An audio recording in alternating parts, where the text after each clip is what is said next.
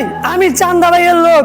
এলাকায় কোনো কাজ করতে হলে অনুমতি নিয়ে করতে হইবে, অনুমতি ছাড়া কোনো কাজ চলবে না। টাকা দিয়ে বাড়ি করি না তোর চান্দা ভাইয়ের বাপের টাকা দিয়ে বাড়ি করি?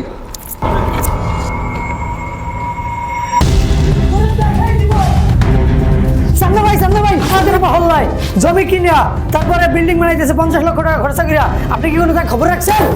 চল দেখি তোর গায়ে কে হাত দিয়েছে, কোন শালা হাত দিয়েছে, দেখি কয়জনের মারতে পারে। আমার নাম চান্দু খাঁ, ওরফে চান্দা ভাই।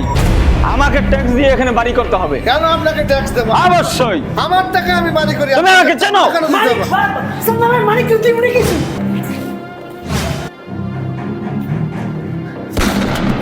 তোকে আমি ভাই ভাবছিলাম, মনে করছিস কি আমি পরিবর্তন হয়ে গেছি?